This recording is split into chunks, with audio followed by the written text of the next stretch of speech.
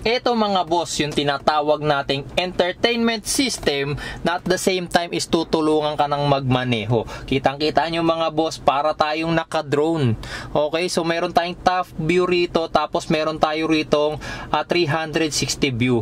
Okay, so kapag meron kayong kilalang driver na hirap pagmaneho, lalong-lalo na sa mga masisikip na lugar, bagay na bagay sa kanila to. Itong Android car stereo na to mga boss is equipped ng 4 na camera, naka-install sa harap, sa likod, dun sa dalawang side mirror natin. Kaya nakakakuha siya ng ganyang klase ng image. Okay? So, bago ko ipakita sa inyo yung full potential, full feature nitong Android car stereo na to, i-inform ko muna kayo kung magkano yung kanyang presyo at saka kung saan siya mabibili. Ayan, makikita nyo yung kanyang presyo at mabibili nyo siya sa link na ilalagay ko sa ibaba. Click nyo na lang po yun mga boss at redirect na po kayo agad sa website kung saan nyo mabibili ang Android car stereo na to. Take note mga boss, ang Android car stereo na to mga boss, kasama na po yung kanyang mga camera. Dati may ni-review na rin akong bird's eye view camera, kaso yun, camera lang tsaka yung recorder, hindi pa kasama yung monitor. Pero ito mga boss, mainly ang binibenta rito is yung stereo, tapos meron siyang kasamang mga camera. Ayan, 4 na camera na yan. Okay. Ang kagandahan pa sa kanya mga boss, pwede nyo palitan yung view, depende kung anong gusto nyo. Kung gusto nyo ng naka-incline sa left, incline sa right, kung gusto nyo makita yung dalawang side lang ng inyong camera, kung gusto nyo yung rear, okay? Ito naman yung ating front. Tapos, ito, umiikot. Okay, so ang ganda nito. Yan. Take note nga lang pala mga boss, kapag na-install nyo na yung 4 na camera dito sa ating sasakyan, hindi pa doon natatapos yan kasi may calibration pa yan na tinatawag. Ayan, kakailanganin nyo munang i-undergo ang isa sa mga yan. Ito yung ginamit ko dyan para mag-calibrate. Okay, so isa-isang i-calibrate yan. Tapos, makikita nyo dyan, naglatag ako dyan nung mga cloth.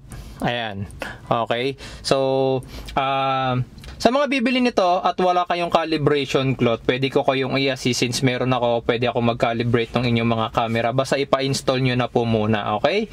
Ang kagandahan pa mga boss sa Android car stereo na to, hindi lang ito para sa driving assistant. Mga boss, kitang-kita ninyo yung mga na-record na video kanina habang papunta kami rito sa aming destination.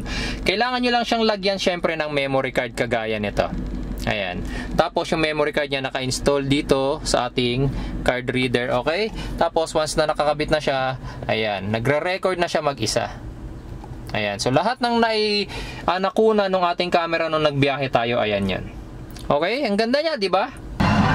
Syempre guys, hindi mawawala sa isang Android car stereo yung makakapag-play ka ng any videos na gusto mo. Magsisave ka lang syempre sa USB or sa memory card, and then any video pwede mo nang i-play dito, okay? Tapos syempre, hindi naman pwedeng mawala sa isang Android car stereo yung navigation. May GPS tracker din ito, kaya pwede kayong mag-navigate kung hindi nyo alam yung lugar na pupuntahan ninyo.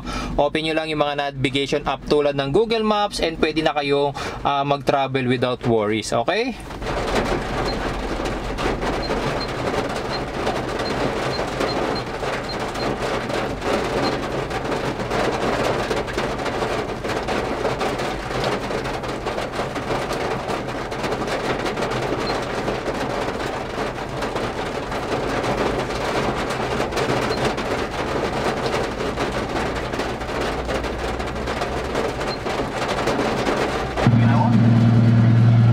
Kano daw yan, sir?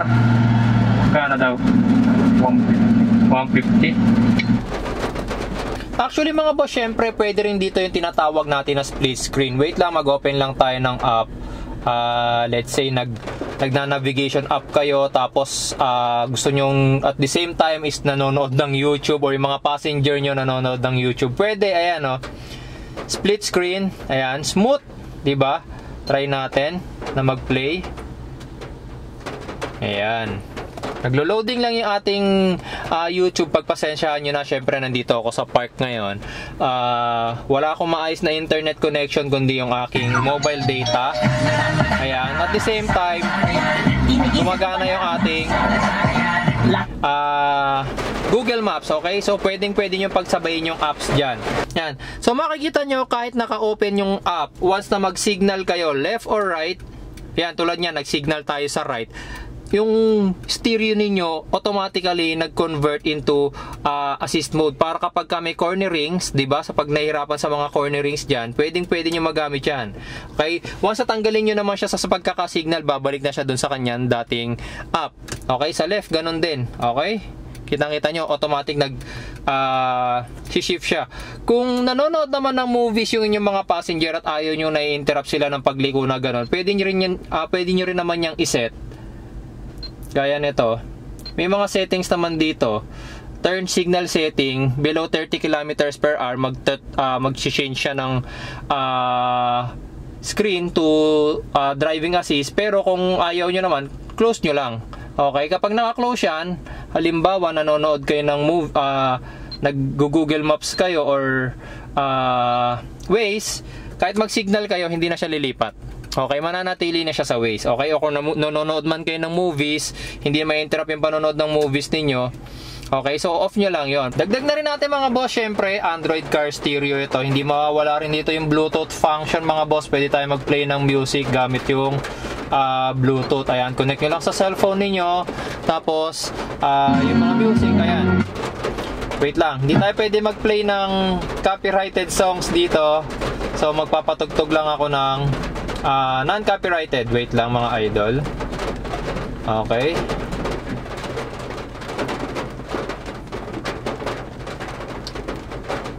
Ayan.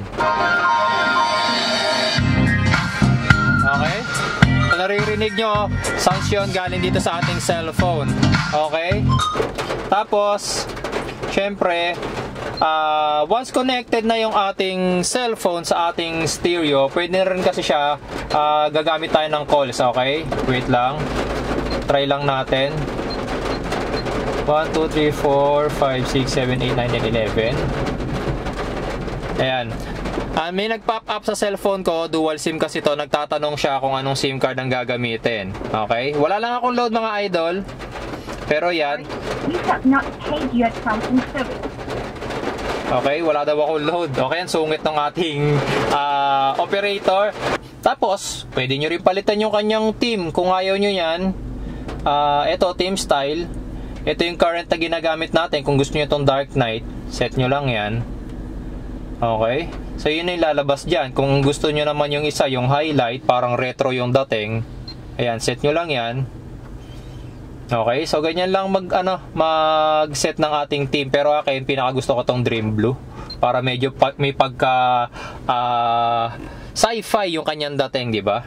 Mga bossing, so sana ngayong araw na to ay nagustuhan niyo yung ating product review. At uulitin ko sa mga magiging interested na bumili nitong Android car stereo na to na mayroon ng bird's eye view or 360 degrees camera function, ilalagay ko na lang yung kanyang product link do sa video description and sa pin comments. Click nyo na lang po yun mga boss, and maraming salamat po sa inyong panonood.